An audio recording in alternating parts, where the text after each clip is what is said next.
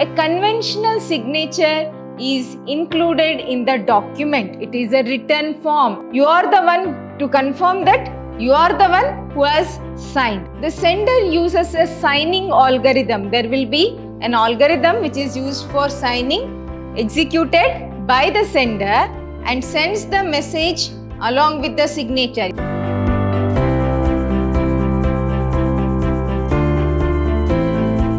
Hello students, welcome to the next session of network security. Let's start this session. The session is all about knowing a digital signature. You know about the actual signature, isn't it? You may all have done that signature, isn't it? One or the other situation, you may have used the signature.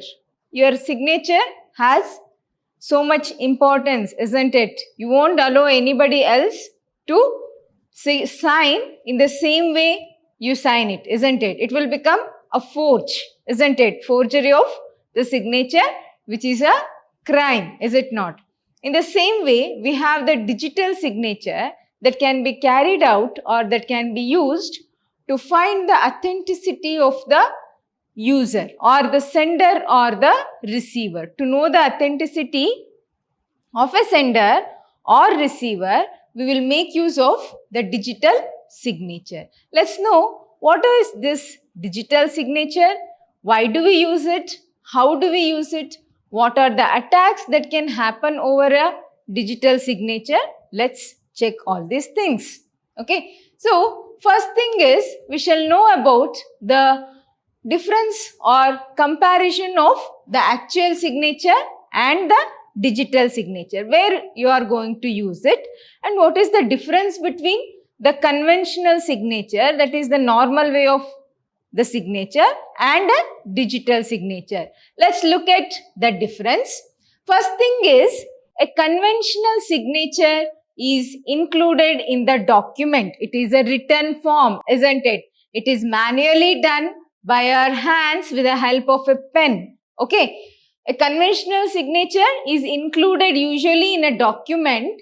It is part of the document. Most of the important documents that we use in our everyday will contain the signature, one or the other signature, isn't it? Most of the scorecards, employee salary, orders, everything, most of the valid documents will be having a normal signature, human done, human performed, signed signature, which can be part of the valid authenticated documents. Without a valid signature, the document will not be considered as authenticated document, isn't it? So, we'll use the conventional method of signature. But when we sign a document digitally, we send the signature as a separate document. We use the signature as a separate document which is sent along with the message. Okay. So, this is the digital signature. Well, looking at other difference between the digital signature and the conventional signature, the another thing is verification method. For a conventional signature or in a conventional signature, when the recipient receives a document, whenever the recipient receives a document, she compares the signature on the document with the signature on file. There will be your signature stored in a file or in a database. What does the person who has received the document will do is, he will compare both the signature to know the authentication, because you are the one to confirm that you are the one who has signed, or you are the person who is using that particular product or component, isn't it? Without the comparison of the signature and getting assured that it is the same signature and is the same person who has came here, the document which you have asked will not be given to you, isn't it? That is the conventional one. Whereas in a digital signature, the recipient receives the message and the signature. There will be two different documents, the message as well as the signature. Two documents will be received or two messages will be received. the recipient needs to apply a verification technique. He has to apply a verification technique to the combination of the message. He has to implement or he has to execute a verification technique to the combination of the message and the signature to verify its authenticity. To know that the sender is the authenticated one, the signature will be, or the signature document or message which is sent by the sender will be verified for getting the authenticity. Next is the relationship.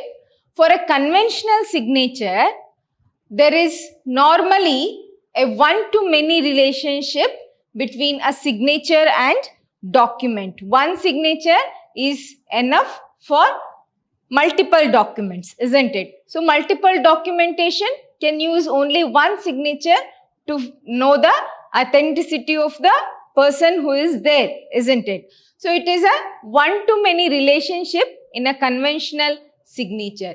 Whereas, for a digital signature, there is one-to-one relationship between a signature and a message.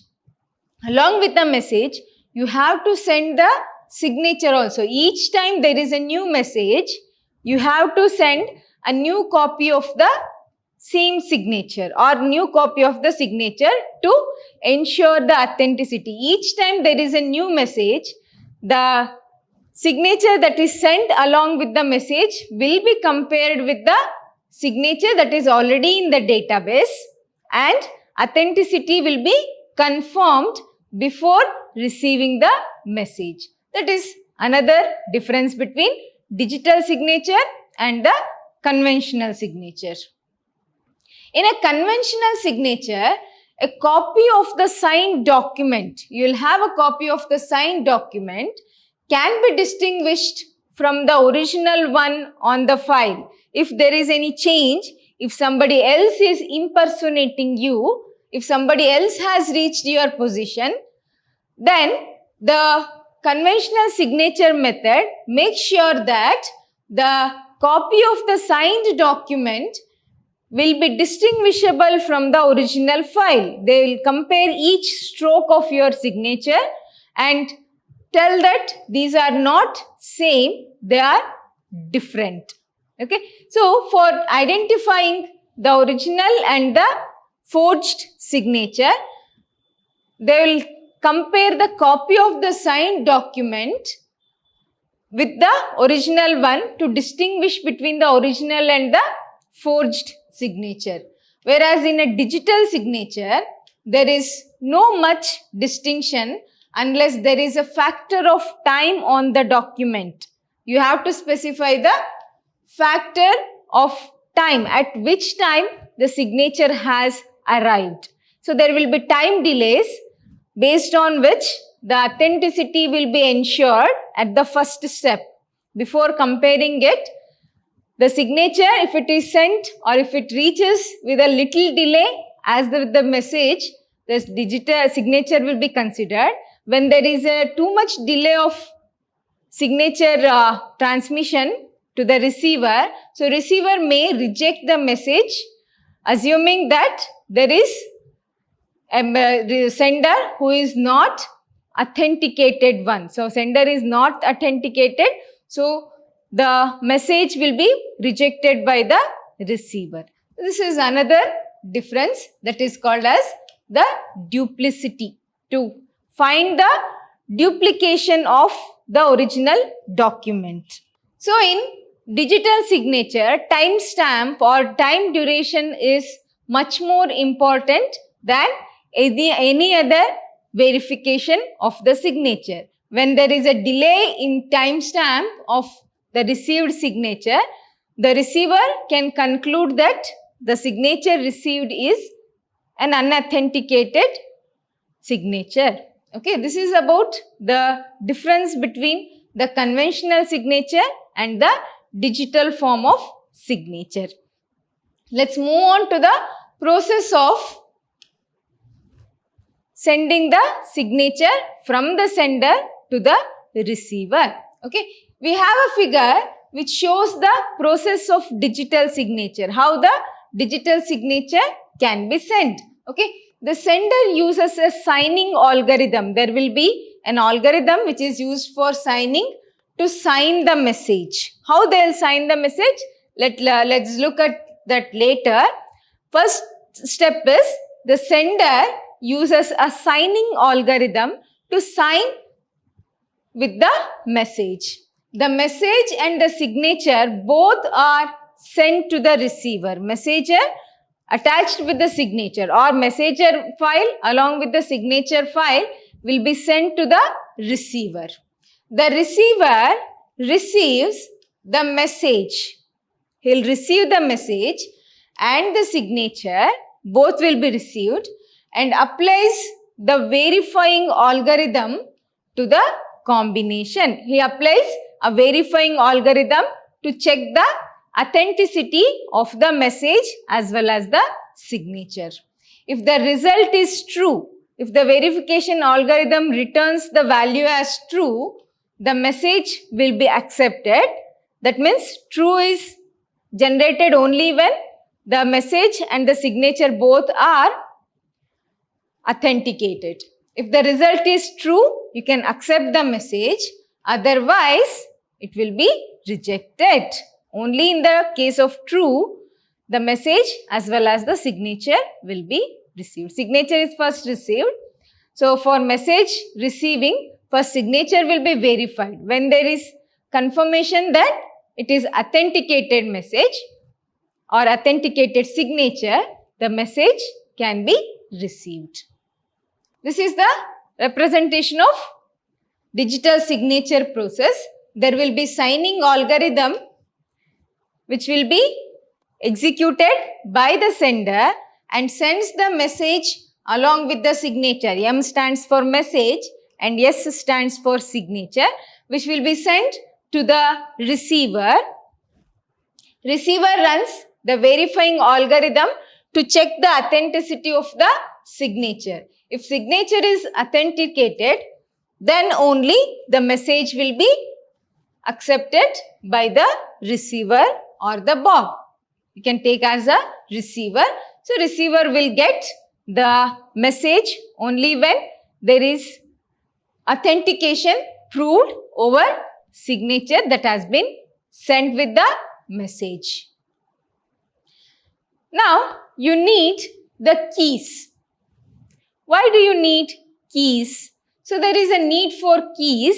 A digital signature needs a public key system. It needs a public key to be used for authenticating the signature. Okay. The signer signs with her private key.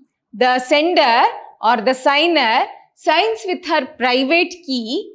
The verifier verifies it with the signer's public key.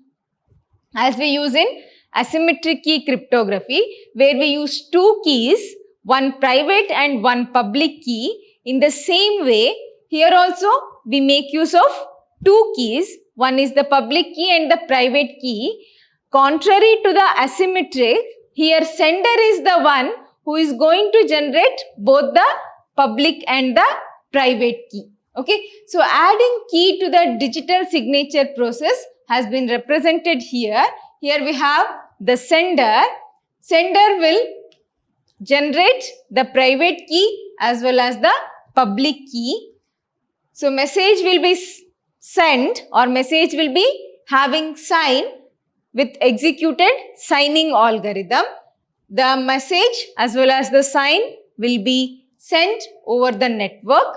Here we have the Alice private key. She has signed the message with her private key. When it reaches the receiver, receiver is going to run the verifying algorithm. So, for this verifying algorithm, Alice public key will be applied, which authenticates the signature of the sender. If the message is authenticated, it will be received by the receiver. So, we need the keys.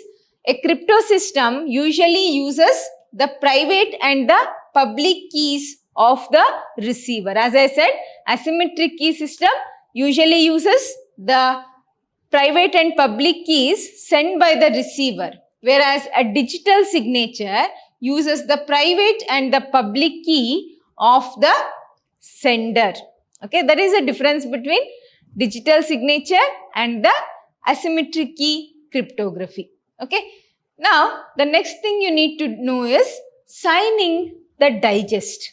How does the message digest is signed? Is there any procedure to do that? Let's know about this.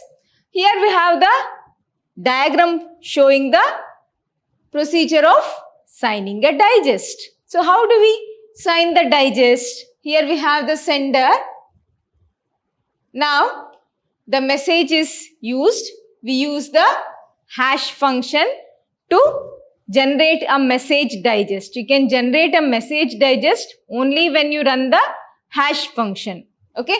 So we have the signing algorithm which uses the Alice or the sender's private key. So key is used and signing algorithm is used over a message digest generated by the hash function. Okay. So hash function generates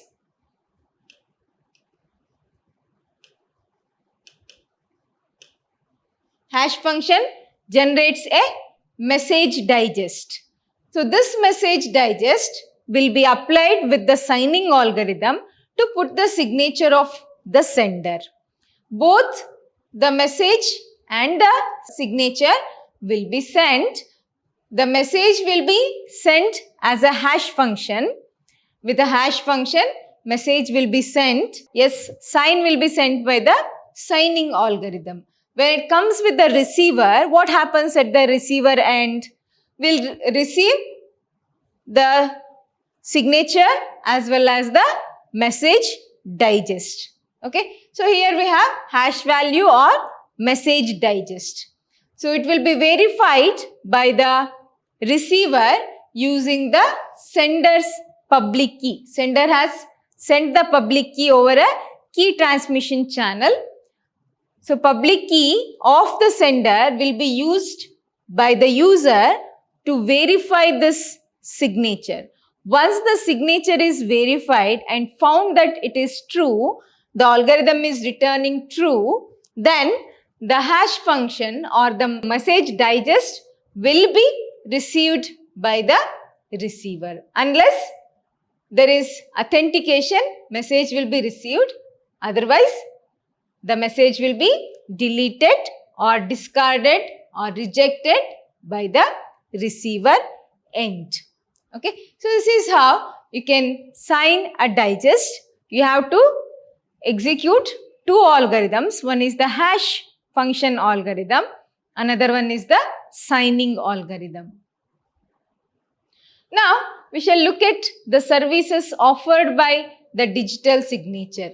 There are several security services which have been included in message confidentiality. We have so many security services which I have already studied, isn't it? Like message authentication, message integrity and non-repudiation. There are three security services that are provided by any security model.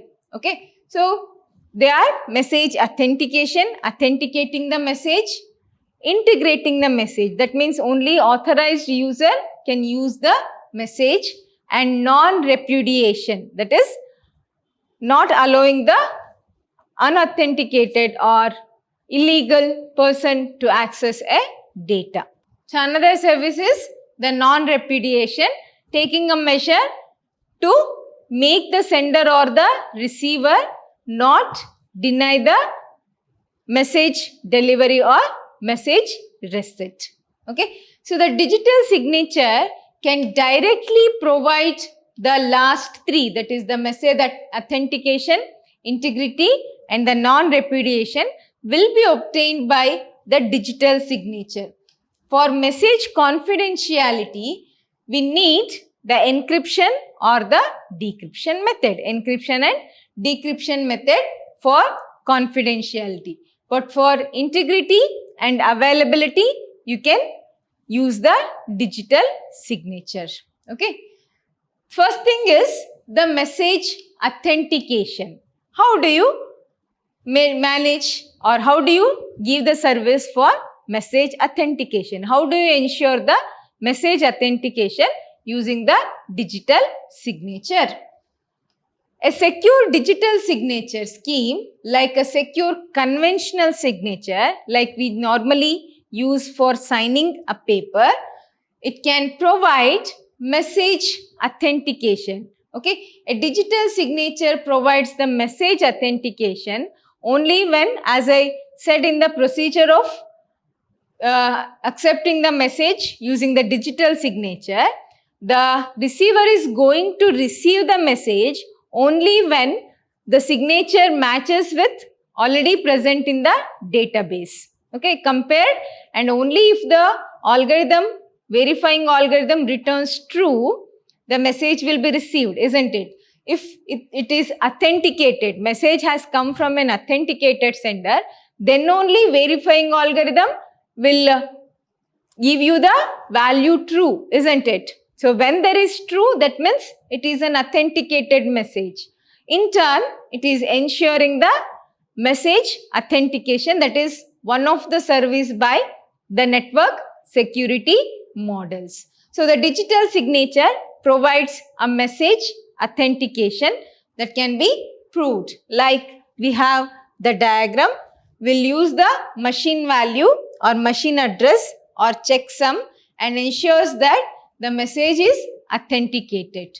Okay. Next is to maintain the message integrity. How does the message integrity will be maintained? The integrity of the message is preserved even if we sign the whole message. The integrity will be maintained. How you are going to integrate or maintain the integrity of the data or the message sent is, it is similar to the non-conventional signature that we usually use. What we will do, we will countersign the documents, isn't it? If we are need to give a document to somebody else, before giving it, what we will do? First we will authenticate. That is called as the self-authentication, isn't it?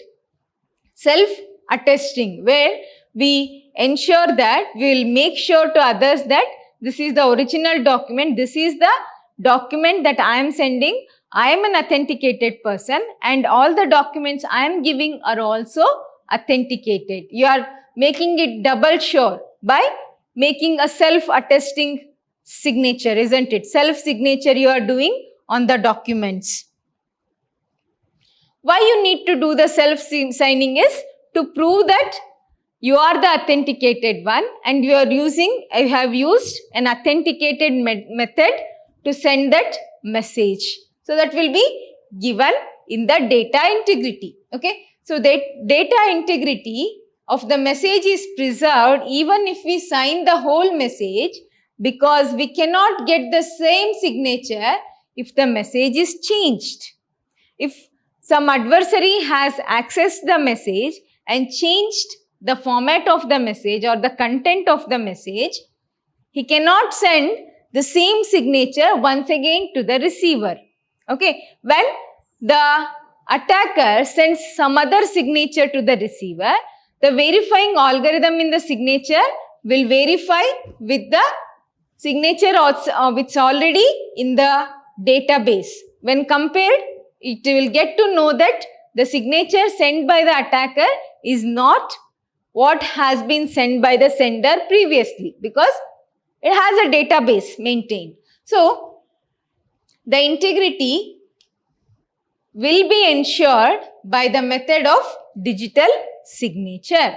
When you look at the third service, that is the non-repudiation, how does non-repudiation can be confirmed by the digital signature? Let's have a look.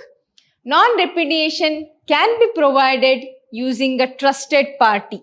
You can use a trusted party to ensure the non-repudiation. Okay. Here we have trusted center for the non-repudiation.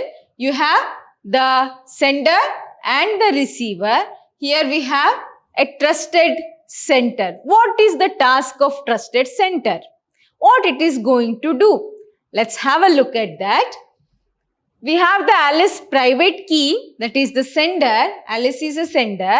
Sender's private key will be sent along with the message. So this private key is used in the signing algorithm to make a signature of the sender. Okay, this message and sender by the sender or the Alice is sent to the trusted center. What does the trusted center will do? It will use the Alice public key, because apart from Alice or the sender, nobody else can use the private key. Remaining is only the public key, isn't it? So we use the Alice public key senders, which will be applied for the verifying algorithm. This time, not the receiver. The trusted center will only run the verifying algorithm. He will run the verifying algorithm and generates new form of the message. It generates the same message with the signing algorithm. Again, it uses the verifying algorithm first to make sure that the message and the signature is received by the authenticated sender. Once it is verified and generates the same message with a signature, it will use once again the signing algorithm. It will put its own signature along with the private key of its trusted center. Private key will be generated by the trusted center. It will make sure that only the authenticated person will send the message, and whenever the sender denies that the service, I haven't sent the message, the receiver can access the trusted center. So there will be a copy stored in the memory in the trusted center. We have the message stored in the memory, and along with the message, signing algorithm sends the message and the trusted center's signature. So it will be received by the receiver. Receiver will use the public key of the trusted center in the verifying algorithm and verifies that only the authenticated trusted center has sent the message to it, and it will receive the message. Whenever there is a denial of, or there is a denying message by either the sender or the receiver, the trusted center takes an important role. If the sender refuses that he has sent the message, if he refuses to accept that he has sent the message, the trusted center will prove that using the copy of the message which it has stored. Suppose if the receiver denies that he haven't received the message, it will show the message and the signature sent to the receiver, and make sure that none of the sender or the receiver will deny the transportation or transmission of the message between them. Okay, this is a method of avoiding the repudiation or implementing the non-repudiation in a network security model. Okay, then how do you maintain the confidentiality? How do you maintain the confidentiality? A digital signature does not provide privacy. Again, you have to remember, it does not provide any privacy. If there is a need for privacy, it cannot ensure you the authenticity. If there is a need for the privacy, another layer of encryption and decryption must be applied to ensure the confidentiality of the data. To fulfill the first goal of the network security, again you need to use the encryption and decryption method. The digital signature ensures the integrity and the availability of the messages. Okay, so adding confidentiality, you have to use the encryption or the decryption method. We have the sender and the receiver. We have the Alice private key. She uses the signing algorithm to sign the message and encryption algorithm to provide the privacy or to ensure the confidentiality of the message with the Bob's receiver's public key. Now, we have implemented both digital signature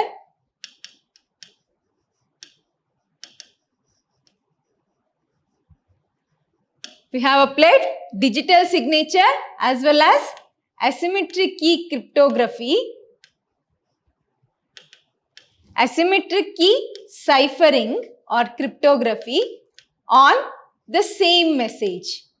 We are applying digital signature as well as asymmetric way of ciphering for a single message. We are ensuring the integrity, availability as well as the confidentiality of the message with 3 algorithms. Okay, 4 algorithms. One is the signing algorithm for signing the message and encryption algorithm, asymmetric key encryption algorithm using the Bob's public key, that is the receiver's public key, for ensuring the confidentiality. This is for integrity and this is for confidentiality. Now, we'll send the encrypted message as well as the signature. Both will be encrypted, will be sent to the receiver. What does the receiver will do? He'll run the decryption algorithm to get the actual message with his private key. He will decrypt and gets the plain text. So, to this plain text, along with the signature, the verifying algorithm will be applied for the signature that is obtained with the message. Okay, and will accept the message only when it is returning true. Verifying algorithm returns true, the decryption algorithm will be applied and the message will be received. So, here we use Alice public key to run the verifying algorithm. Finally, the message will be received by the receiver. So, we use 4 algorithms. One is the signing algorithm, encryption algorithm, decryption algorithm and verifying algorithm. We use 4 algorithms and 4 keys. What are 4 keys?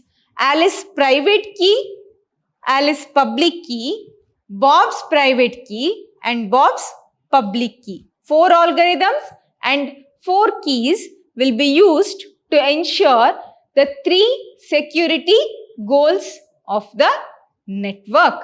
Okay. So, this is a introduction of the digital signature, how we can use it. In the next session, let's know about how does the digital signature can be used with different algorithms. All right. Thank you.